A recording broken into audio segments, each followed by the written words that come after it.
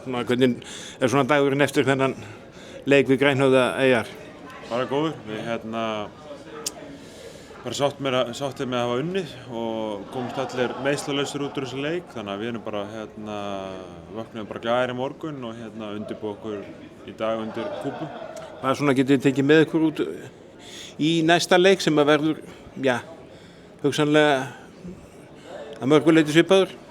Ég held að við getum tekið út úr þessu bara að við byrjum vel í gær og þurfum bara að reyna að gera það sama á morgun, mæta ákveðin til leiks og reyna að klára hana leik strax í fyrri hálfleik. En að sama skapi reyna kannski að spila betri seinni hálfleik heldur en í gær. Þannig að vonandi getum við unnið stærra á morgun en fyrst og fremst bara spila fína leik og sömuleiðis komast meiðslalausir út úr þessu. Það finnst mér mikilvægast. Já, því að stóri leikurinn svo á mánudaginn þar sem allt verður lagt undir. Já, þessi riðill mun snúast þann leik. Liðið sem vinnur þann leik mun fara áfram með stigin í milliriðla og maður er auðvitað með það svona bak við eyrun að undirbúa sig sem best undir þann leik og ég held að við erum svo sem allir byrjaðar á því á einhvern hátt.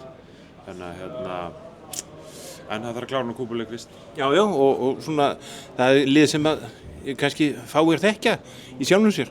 Já, og við líka í raun.